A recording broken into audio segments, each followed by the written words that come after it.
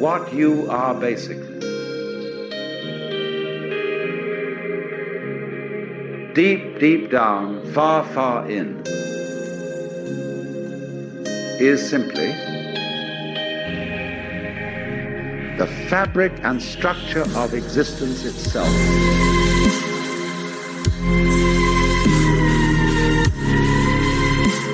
Peace for all men and women, for all men and women, for all men and women. Not merely peace in our time, peace in all time. Honestly expressing yourself.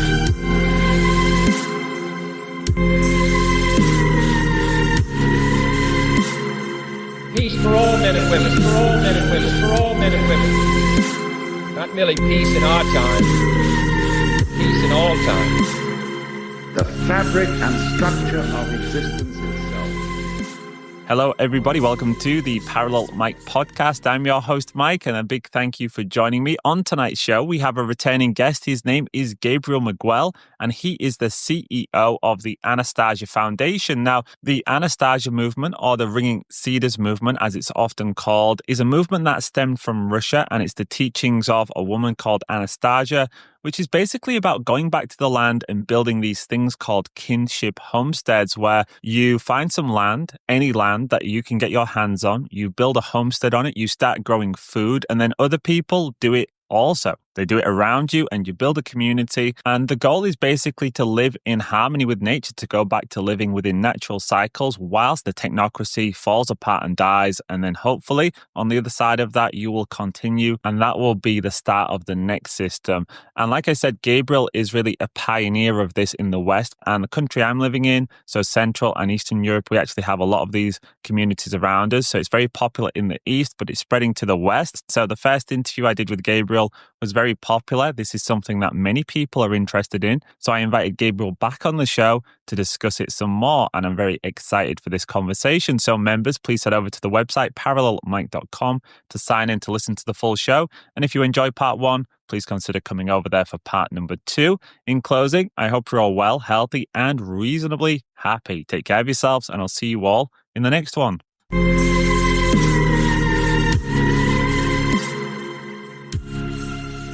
Hi, everybody. Welcome to the Parallel Mike podcast. We are joined once again by Gabriel Miguel, who is the founder of the Anastasia Foundation and is also at the forefront of bringing the Ringing Cedars movement to the English-speaking world. Gabriel, I was just saying off air that the first interview was so well received. Lots of people had questions, very excited to hear about this movement.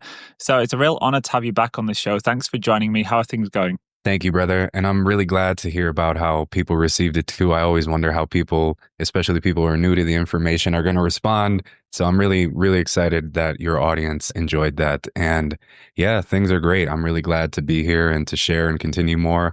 I mean, we were both expressing the feeling that we both felt like there was so much more to get into on the first one. And I really enjoyed that chat. So looking forward to this. And yeah, I mean, I can start anywhere. I was thinking about some things that I think might, resonate with the audience and maybe be a good place to, continue from last time. So should I just get right into it, or I think you have some questions for me maybe? I've got plenty of questions, Gabriel, but I think it's awesome that you've come with an idea of what you want to speak to. So I'll just hand it over to you. I'm sure we'll get through everything we need to get through and it will go where it should go. So please start where you think's best. Awesome. All right, brother.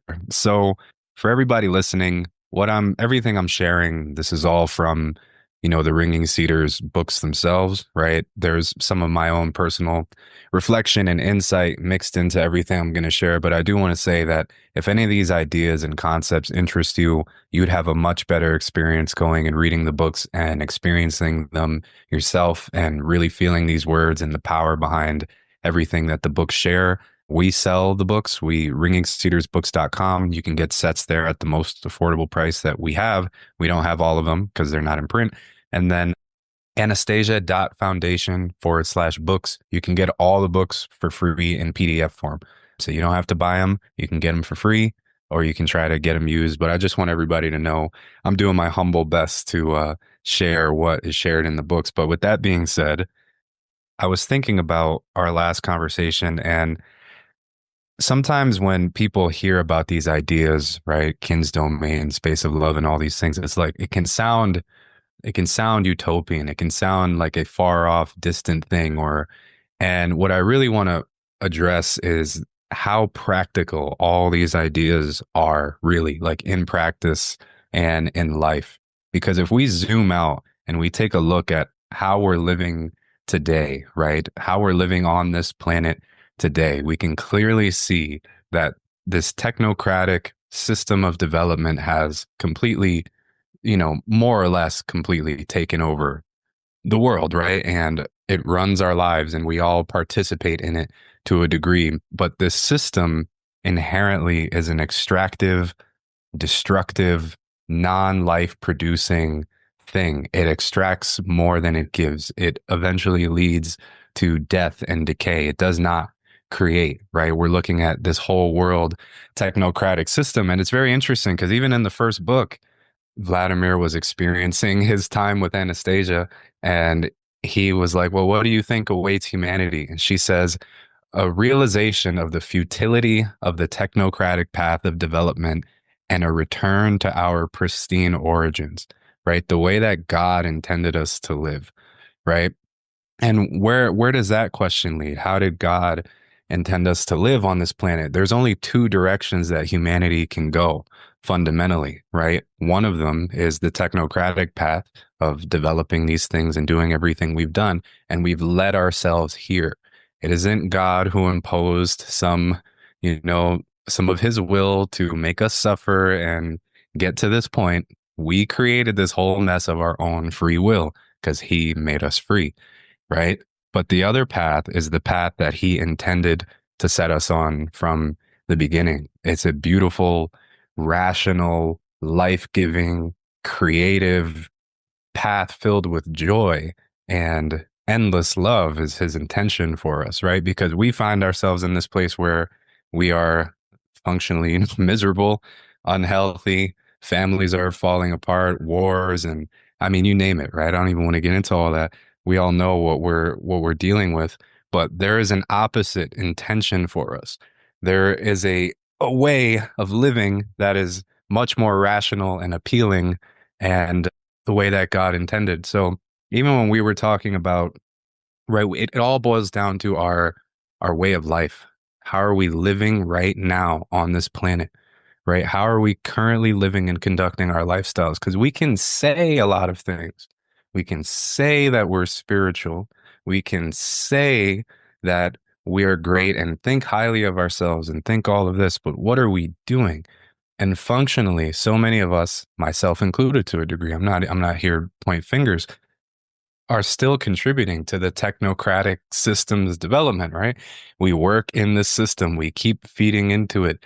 It's not getting better, right? And so what I want to say is the way of life we're living on a daily basis, right? So even stepping back from all this, the things that we're doing, we have to live a better way. Our spirituality has to be expressed through our lifestyle, through our creations, through the fruit that the trees of our lives actually bear, right? And so, talking about the intention for our lives, these two paths which we can go, right? We've already been down this technocratic path. Well, there's the biological, rational, divine path of creation that God has tried to send us on, and he created us in the beginning to, in a beautiful garden, right? It's magnificent. We think about it.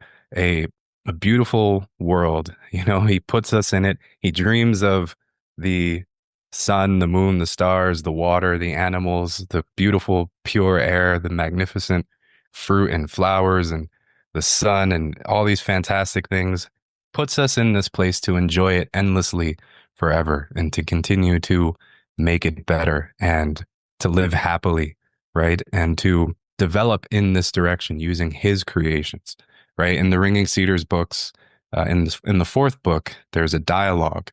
Anastasia talks about the creation of the universe even, and she talks about a dialogue between Adam and God, and Eve is there too, but this specific part is Adam is speaking with God, and God is telling Adam that, I have my body is the creations around you. It's the trees, it's the sun, it's the moon, it's the stars, it's the flowers and everything.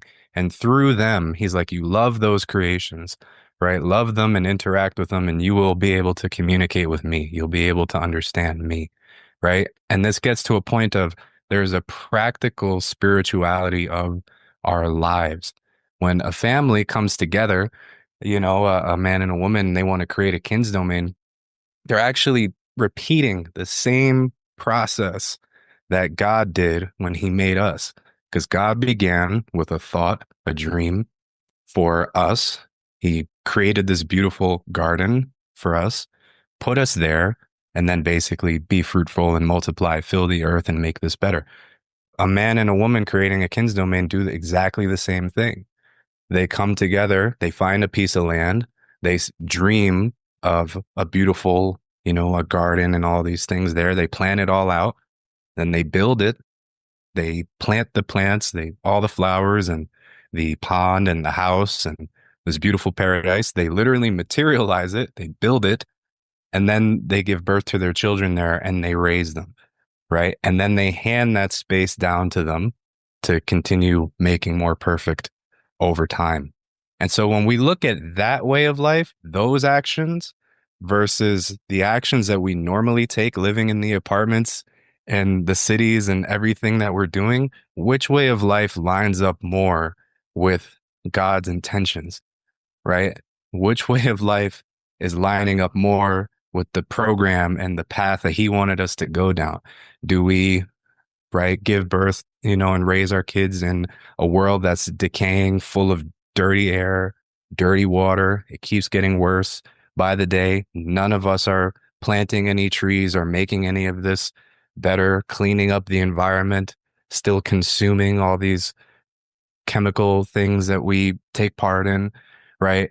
What set of behaviors has a more net positive outcome on the world and ourselves, right? And then there's so many other things that I can get into, but it's a great place to begin to consider the direction in which we're heading and the set of behaviors in which we are engaging with the world. What is our intended path of direction, right? Like that, back to that quote Anastasia said, the realization of the futility of the technocratic path of development and a return back to our pristine origins. And what are those origins, right? What is the way we're really intended to live? Which way? The last thing I'll say to cap it out is, if we think of God as, God as a truly godlike perfected being, he couldn't have envisioned or intended for any sadness or suffering for us at any point. It couldn't have existed in his plan. Otherwise, he wouldn't be the God of love that we know, right? And we say that he is. He would have been some other kind of weird sadistic being who wanted us to suffer eventually. That's not God, right? He intended for us to be happy always and to be joyful and happy and healthy and free always, and our life to be filled with love and the world to be perfect always. And we can do that. We have the power to make this world into a paradise if we were to change our actions. So this is the choice that humanity is faced with right now. How are we going to live? How are we going to develop? The technocratic path, that system is going to continue to decay. It will implode on itself at some point. But the people who are living in harmony with life, the people who are living in harmony with the plan that God set out for us, are going to be blessed. And the world is going to turn more beautiful each day and be filled with more happy families as every day goes on. And I'm seeing it with my own eyes every day because these are the people that I'm working with and connecting with. So this is just the place that I wanted to begin. And a lot of the things that you talk about really go back to these archetypal stories that you read in religious texts. I'm thinking specifically of the Bible because we've got that Garden of Eden is the first chapter of the Bible that God created this beautiful garden for man and woman to live, to be free, and that at some point that's usurped by an evil entity. As you go through those first chapters of the Bible, you get to stories like the Tower of Babel, which is really the technocracy. That's what it is. It's warning us about these people who want to put technology into life and use it to try and become gods themselves or somehow superior beings that can control everything. And instead of working with nature, actually trying to enslave it, including one another. And it really seems like Anastasia is a reaction to that. It's about saying, no, we can go back to the very beginning. We can start there and it's available to us. And I think that is a beautiful idea, but I also think it's so far removed from what most people think we should be doing. There's so many people that have been seduced by modernity. And I guess this conversation might actually be horrifying to some people, Gabriel. They might say, well, why would we want to do that? That's savage. Even if you look, I guess, at some of the texts that we've been given during our development, I'm thinking of Brave New World. They called people like you and I the savages. That was the words that they used. So I'm wondering, how do you square that circle when you've got two groups of people? You've got some that embrace that future. They actually love it. They think it's going to be fantastic to have technocracy and mRNA and bureaucracy and automation. And then you've got people like us who actually go, no, we want to go back to the beginning. We want to start again. Do you think that both can coexist, or that one's going to have to eventually be the way and the other one has to decay and disappear? Do you think that we can have both, or there's going to be just one, kind of like Highlander, there can only be one? Yeah, right. I love that. Wow, such insightful things that you're saying. And yeah, to answer that question, Anastasia talks about humanity's history and all the things that have happened since we were created. But to make a long story short, I think humanity has come to a point where we've learned the lessons of the technocratic path of development and can integrate them and understand them in a way to not allow it to repeat again in the future. Right. And to really, really zoom out, because what you're saying here about people who see this way of life and embrace it, and other people, they genuinely, in some way in their mind, they're convinced that the technocracy is the solution. And maybe they are well meaning and maybe they really believe that in some way. And we're really looking at two forces here. And Anastasia describes it brilliantly in the 10th book. She calls it anti-rationality and rationality. Right. And so let's say, what is anti-rationality? It is this, well, it's an anti-rational energy, what you would call the dark forces, what some people would call Satan, right? We can boil it down to two principles, right? And anti-rationality is a fundamentally nonsensical, illogical, irrational, chaotic, destructive energy. It exists everywhere, right? It's in us. And some people allow that to take over themselves, right? That energy predominates in them, right? It's the energy that wants to create nuclear weapons. That's the principle which wants to, create those things and analyze life from an external perspective and destruction.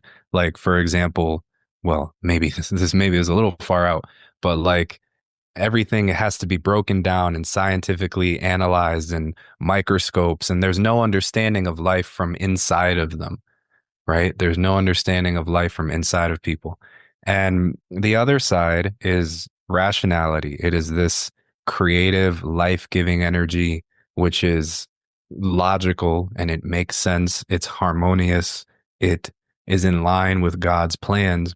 And that is the way that creates life and things. And in us are both of these things, right? We have both of these principles that are warring. And in the world, we can see them warring with each other, right? People who have this, because you look at it, like, let's say you can take any popular issue, right? It could be all the, chemicals in the food. There's going to be people that try to say that scientifically this makes sense and it's fine and it's harmless, right?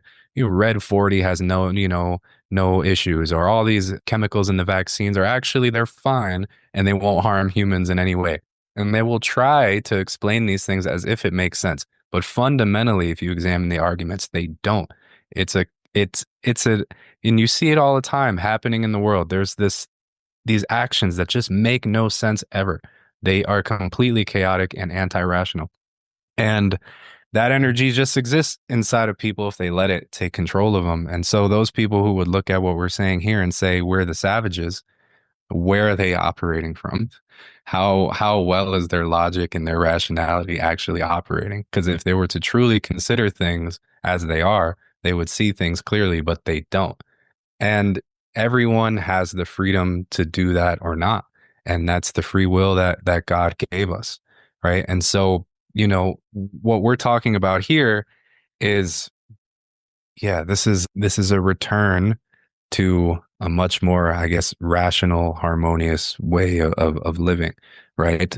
Because what I'm talking about, a family, a man and woman, they fall in love. They plant hundreds and hundreds and hundreds of plants and trees. They build a house with their own hands. They dig a pond. They give birth to their kids in this beautiful space, food security, long-term community, right? They do this with other families together. They homeschool their kids and they have schools on these settlements and all. It's large scale regeneration. It leads to a large reduction of poverty and crime and associated factors due to resource consumption, right? Like, what are people fighting for? Why do people commit crime? They're trying to do it to get money or to survive in some way. Well, if you get rid of those conditions, give people land, give them the chance to develop it, give them a chance at finding love and building a beautiful space, we're going to get rid of the conditions for crime. All this is really practical. Anyway, I think I went a little off track here, but yeah, I hope that kind of answers what you were saying. It's a fascinating thing. Thinking about things in terms of anti-rationality and rationality has really helped me see the world a lot more clearly. And do these things coexist? I mean, we got to balance them within ourselves, right? We balance it within ourselves and we choose wisely how to live. And eventually this destructive system which is in place will get phased out. I believe that entirely. And the world will be a lot more of a beautiful place. It's happening right now. It's just picking up steam, right? The way you laid it out in terms of what's rational and irrational is ideal because a lot of the things that they are doing and speaking of are completely irrational.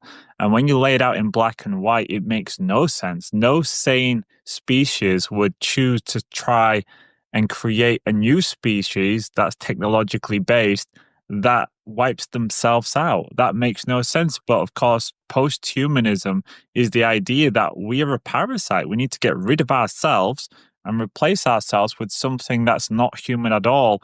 That's insane. It's kind of like you said with the nuclear weapons, but we do have within us this seed of darkness that enables us to come up with these crazy potential outcomes for humanity.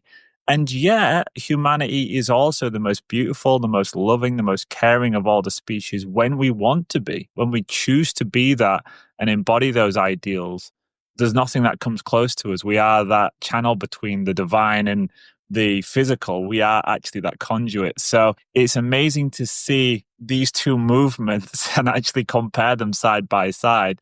And nobody in the right mind would choose that death-based system. But yeah, it is very seductive for people that have spent a long time in the material, become very accustomed to it. And I guess a big part of this is our education as well. I don't know about you, Gabriel, but my whole life was spent in a city growing up amongst all the infrastructure, schooling, talking about the beauty of industry and how it's all going to save us and fix the world's problems. And it's not true. But maybe you could tell me a bit about your own kind of development, I guess, just to give listeners some background. You wasn't someone, I'm guessing, that was brought up in an Anastasia community. You came to this later in life too, right?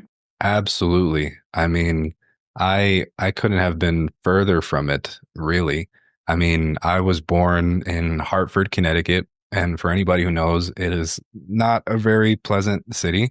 It has the largest discrepancy between rich and poor in the entire nation.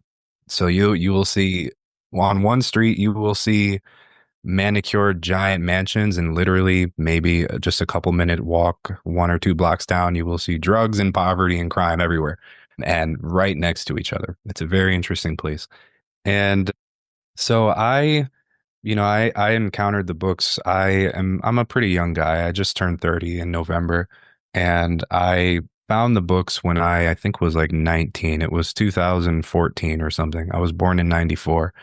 And I was living in the city. It was a really interesting place. I was living in a pretty crime infested neighborhood, but in a little sanctuary inside of that, like with a family who had been gardening their land for like decades, an older Italian man and his Puerto Rican wife. And they even had like a peacock at some point and a beautiful rose garden. So a little paradise in a very crazy place. And I was just a guy who had always been looking for truth and meaning. I was considered pretty intelligent in school. I did very well, but I actually never even graduated high school. I was expelled. I never even went to college. And it can say a lot about how far a person can go in life without any of those things. If it's personal, you don't have to say, but what was you expelled for? Not following rules. I was so, and I was so, I hate to say it, but it's objectively true. I was so far above all of the other kids in the school, like academically, like intellectually, that they cracked down on me for not caring about it. I know that never came from a place of ego. I think what you're speaking to is when you are in a place where there's lots of crime and poverty and the academic standards are so low, that if you are able to think and your capacity is a bit higher, that's actually quite a torturous situation. And it's really funny that you're mentioning this because I got expelled too for the same thing. I got kicked out for not following the rules, and I ended up in one of the worst schools in the city. So I think we might have had a similar experience. My last high school, because I bounced around a lot, I moved a lot, but the last one was called, it's so funny, it was called Opportunity High School. And then I called it Last Chance High School because it was, you get credits at an accelerated rate and this is it or you're done, you know?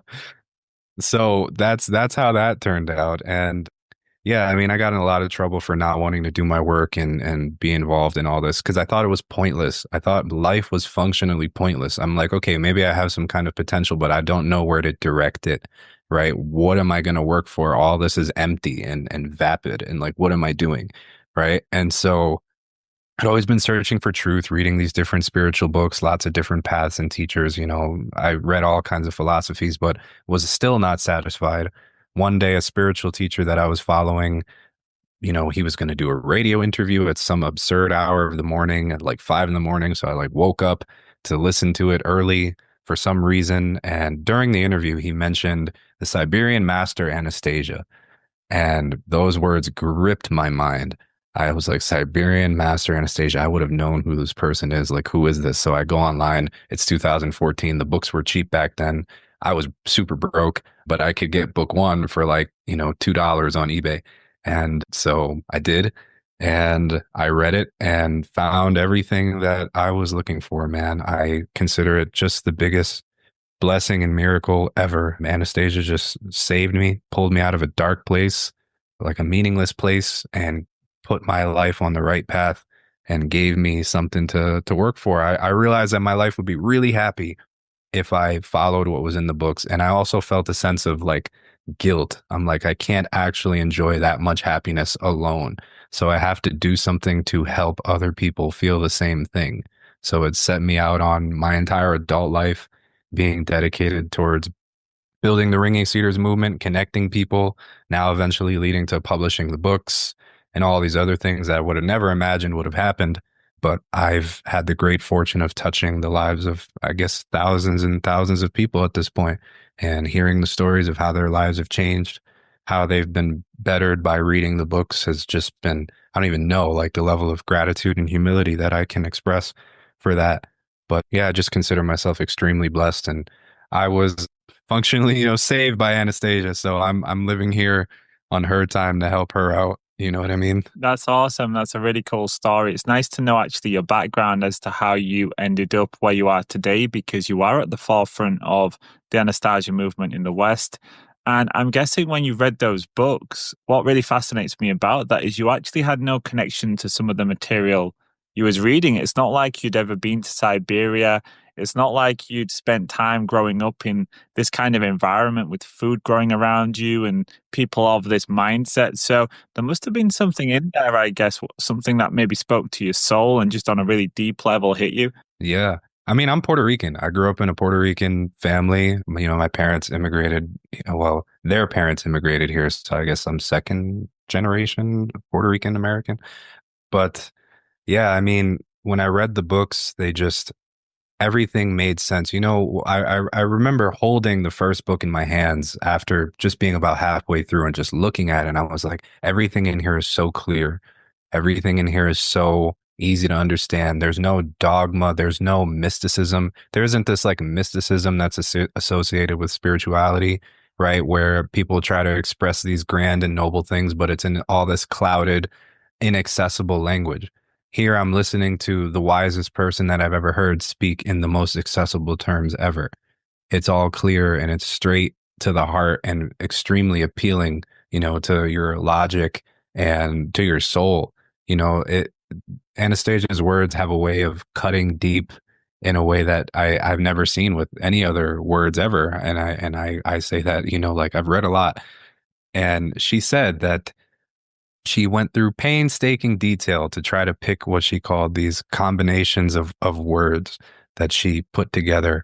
And she said, when people read these words, they will arouse, you know, great feelings in the soul that are capable of overcoming diseases of mind, body, and flesh, and giving people life and inspiring them to creation. And if you look at the anecdotes of all the people who've read the books, you would see tremendous transformations in their life after reading them. I mean, I wasn't in a happy place in life at all when I read the books, but they gave me life and healed me exactly as she said they would. And many, many, many other people have experienced that. I just heard from a reader in our community the other day, like one of her sister has been, suffering from alcoholism for like the better part of a decade. And somehow, this woman was able to introduce the books to her sister. She started reading and, by God's grace, she started reading them and she's like off the alcohol now. She's healed and she found purpose and she is really starting to love life and her relationship with her sister is amazing. And there's a lot of real stories like that.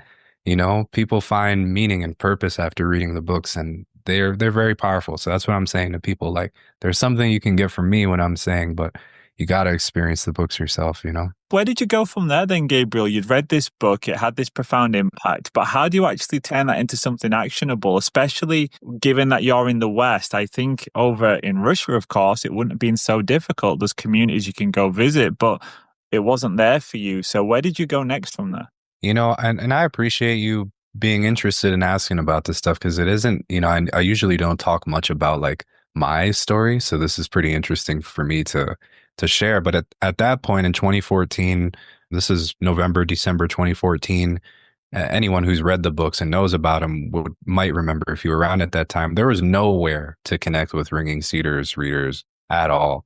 There had been some internet forums and things like that, but they were all shut down. So you would go to them and they would 404 error and you couldn't talk with anyone. There was maybe a Facebook group, but I don't even think it was very active or something like that. And so I remember reading the books and feeling like a profound sense of loneliness, like a profound sense of loneliness. I'm like, no one understands me in any kind of way. And I was a pretty tech savvy guy. And, I'm glad earlier in life, I'd gotten really good at technology, computers, and all these things. And I used forums a lot when I was young. And I was like, well, I can create a forum if there isn't one. I know how to do that. So I did. And this was probably early 2015 or something. And I started connecting with the first Ringing Cedars readers that I'd ever, met through there. One of them in this small group became like my best friend. He really had a huge influence on my life. But pretty much from there, I started building, like Facebook group, any kind of web infrastructure you could imagine to connect people because there was nothing. Even though I wasn't, quote unquote, officially associated with the author of the books or anything like that, I didn't care because a job needed to be done and it wasn't being done. People weren't able to connect around these unbelievably beautiful, inspiring, and practical ideas. And I thought that this is like a crime against humanity, that I can't talk with anyone who's interested in this. So I started building it all myself, literally just like spent years and years, building an email list, a website, Facebook group, all these different community channels. In 2016, with my friend who I mentioned earlier, I was working with a nonprofit co-founded by his brother. And that's a whole nother crazy thing. we were doing events at like the United Nations and all these big high level philanthropy stuff. We had invited Vladimir to speak at, he's the author of the books, to speak at an event like a book signing in 2016, which I organized and sold tickets for and all this stuff. And so a year and a half after meeting the books, July 2016, I wound up meeting the author and doing an event with him, building a relationship with him. And I met him again the year after. I haven't seen him since, but we started doing events and meetups, and it just slowly kind of snowballed to where it is now. So now we are the, largest community of Ringing Cedars people outside of Russia and, the former Soviet Union countries and all this stuff. But in Europe and the Western world, we are the biggest thing. And I'd say we're still in our infancy. It's funny because when I publish the books, it's going to be a lot bigger. But that's how the story unfolded, just I tell myself, I'm like, I have no business being here, but no one else was doing it. So I did it, and that's how it happened. Yeah, it's interesting that you said that. I've always thought that I think we're all here for something. There's a purpose, there's something very important that we all have to do. Not all of us are going to find it. Some of us will find it and will reject it, but then there'll be some of us that figure it out and then just take the challenge on and say, well, if not me, who else? Who's going to do it? And if not now, when?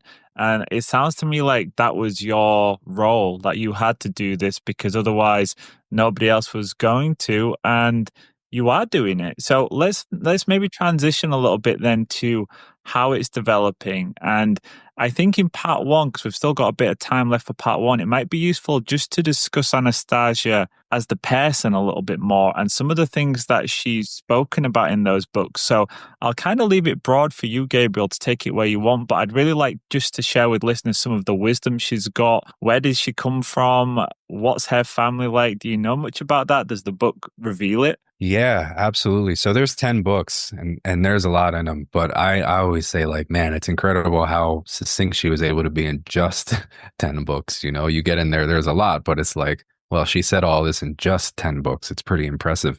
But I mean, about Anastasia, I can pull up a good little summary that the author wrote about her. And sometimes I struggle to speak about her because truthfully, she's such a multi-dimensional, multifaceted person that, it's how do you speak about someone who's so great, right?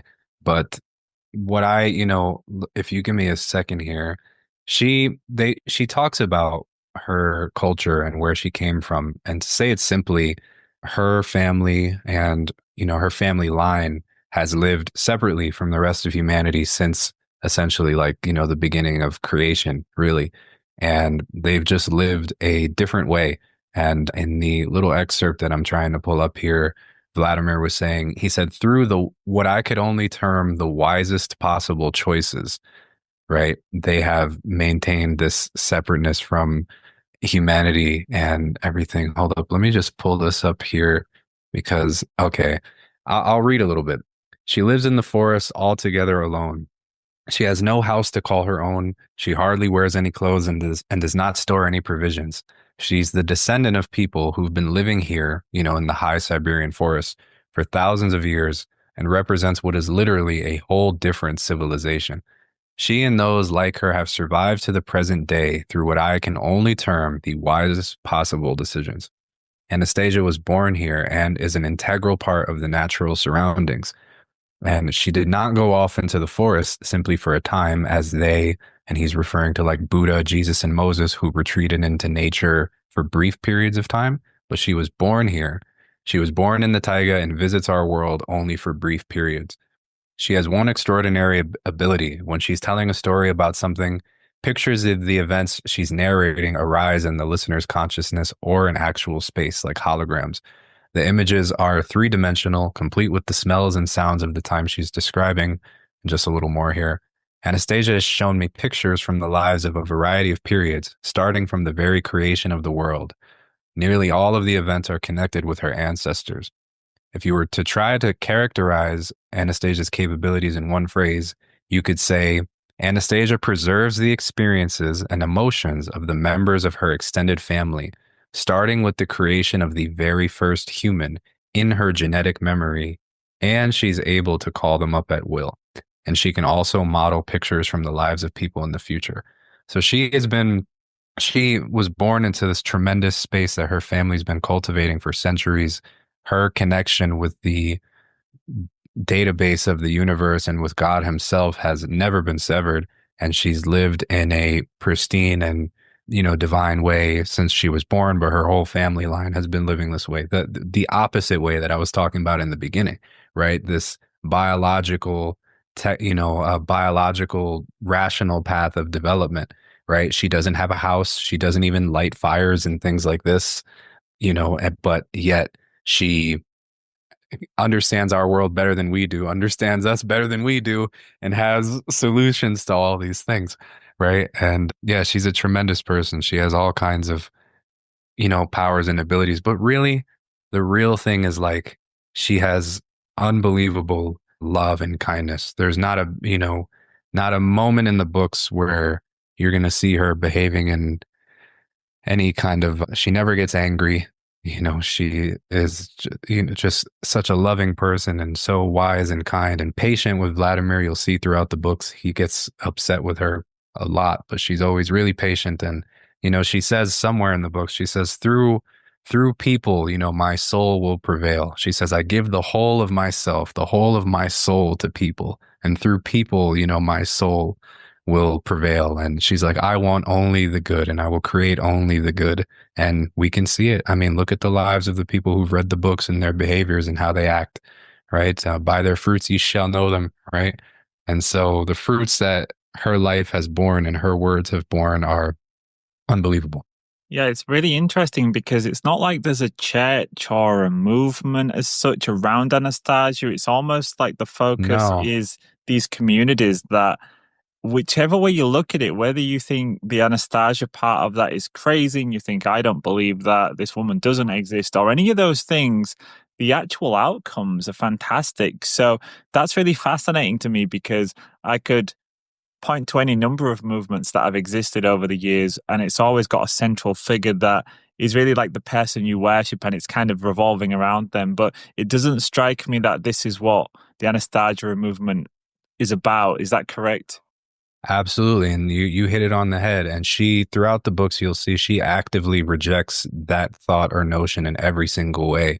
Throughout the book, she's constantly saying, I am man. I'm no different from you, right? I'm no different from you. We are the same. We're on the same level. Don't worship me, right? You are a God. And she even, says some beautiful things. Like in the third book, she's saying, I was born here in the cradle of the creator and all of this in paradise. And I've been really blessed. But she's like, the people in your world who've endured hell and torture and temptations and all these things and have still managed to enrich the world with their presence and make this world a better place. She's like, these people, right, are truly worthy and great people, right? The people who engage with the world, they're not behind stone walls of like a monastery or something, but they make the world a better place with their own presence in their life, and they're able to shine their light and do good.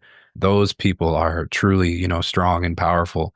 And no, there is no, central thing of like worshiping Anastasia in any way. She doesn't come off that way at all in the book. She comes off as somebody who has a lot that she wants to share and as like a wise friend or a sister or somebody who, but she's not like a religious figure, and actively talks against that throughout the book. She says, when you're worshiping, like, a man should not, and she means man like the soul, right? Not gender exclusive, but man shouldn't bow down before another man, right? That would be to diminish the divinity in oneself, right? To say I am lesser than another, right? And so she actively rejects that. And really, yeah, it's much more about, she's given people an image of a way of life, right?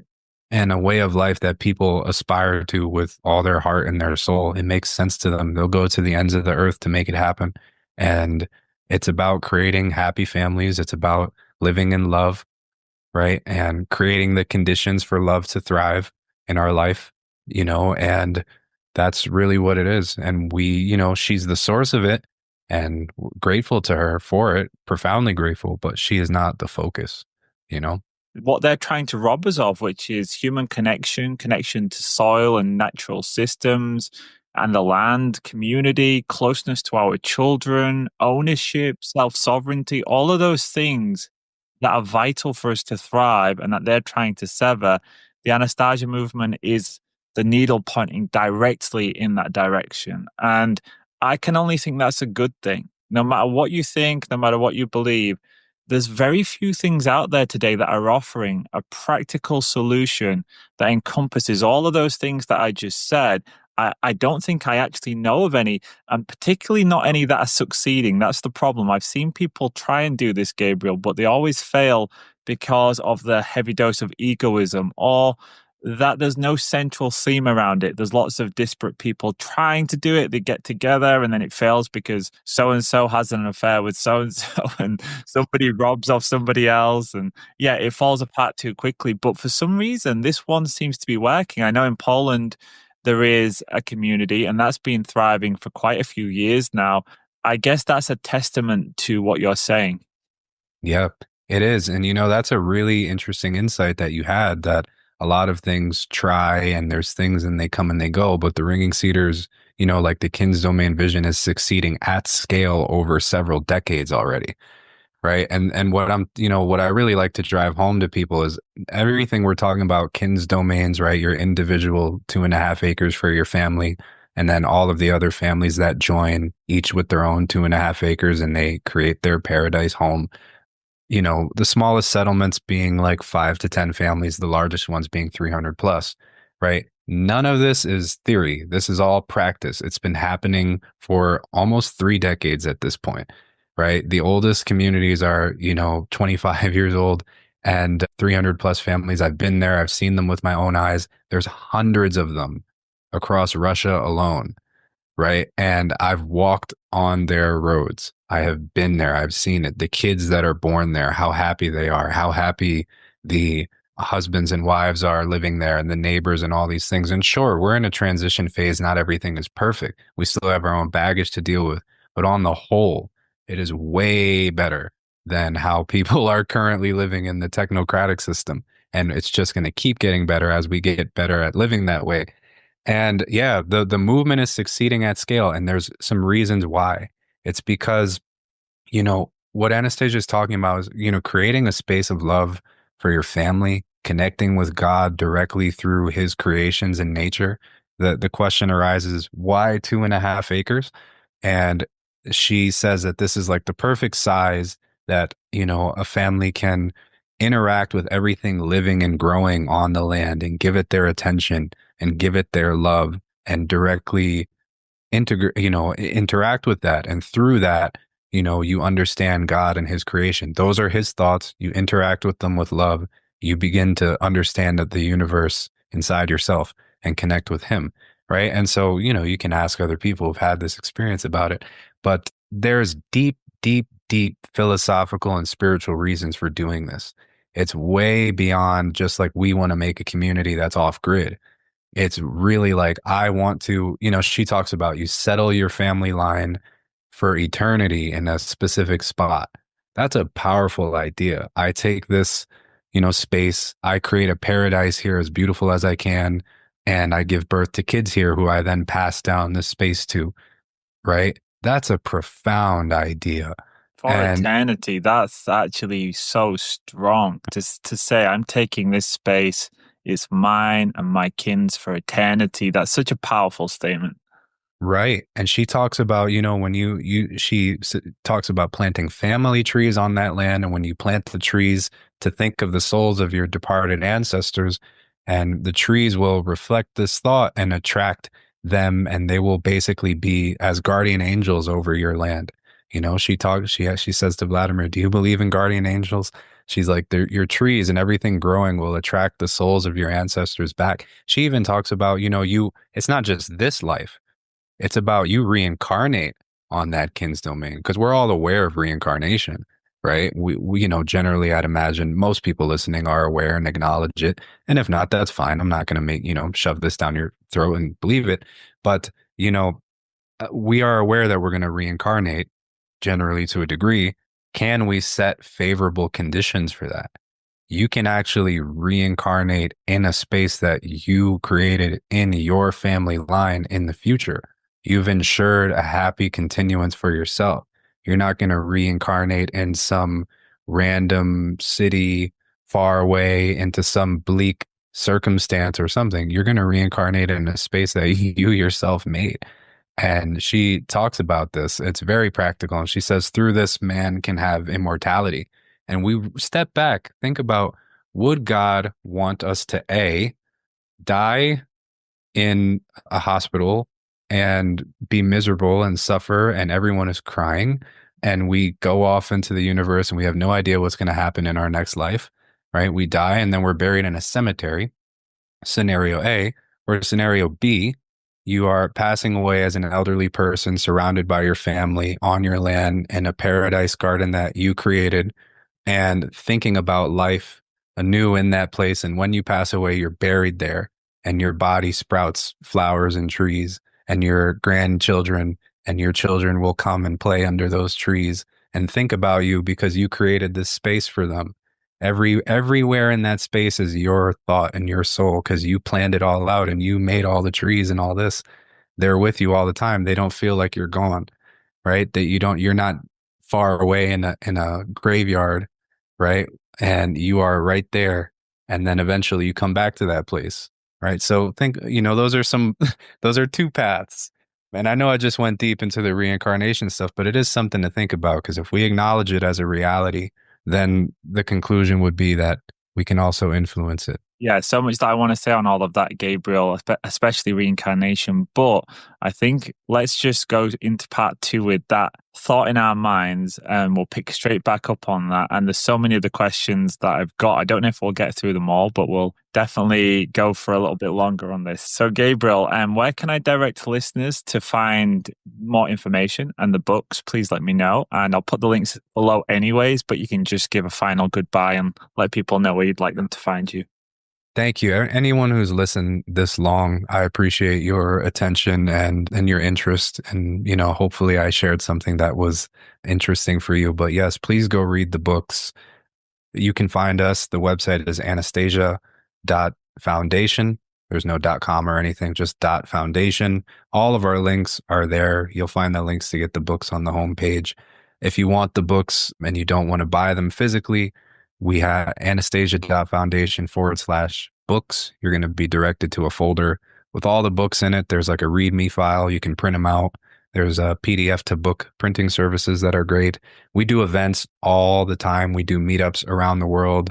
2 weeks ago, we did 3 meetups. We had Asheville, North Carolina, Austin, Texas, and Sedona, Arizona happening all in one weekend, plus 2 online group calls. So we're very active around the world. So you can connect with readers near you. We have a whole platform for, finding people close to you. So we got a lot of online stuff and in-person things happening. But yeah, just grateful for you guys and anyone listening, God bless you. And I hope your life is just beautiful and blessed. And yeah, thank you for your attention. Thanks so much for your time, Gabriel. That was a really awesome part 1. And I'm definitely excited to jump into part 2 and just pick up where we left off. So one more time, thank you so much for joining us. Yeah, my pleasure. I try to be clear. So I know we're bouncing around a lot, but yeah, try my best. So thank you, everybody.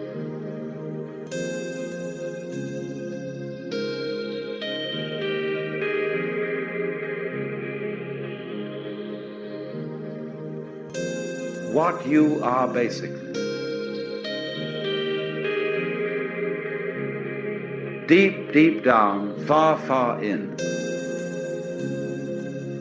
is simply the fabric and structure of existence itself.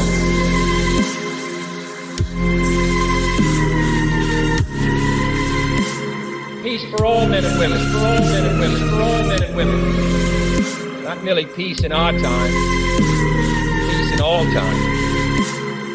Honestly expressing yourself.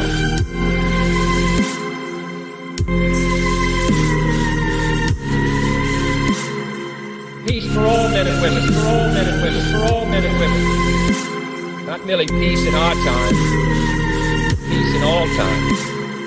The fabric and structure of existence itself.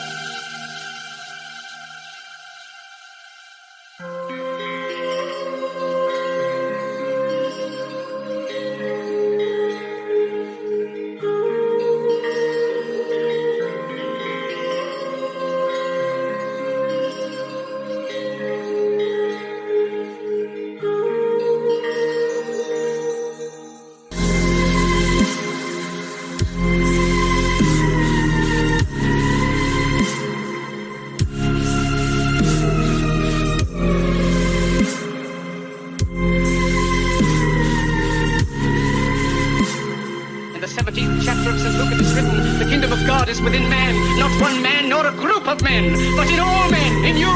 You, the people, have the power. Peace for all men and women, for all men and women, for all men and women. The fabric and structure of existence itself. Honestly expressing yourself.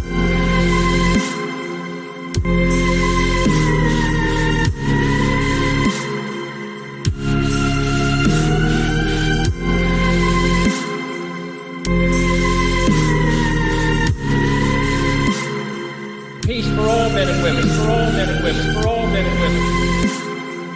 Not merely peace in our time, peace in all time.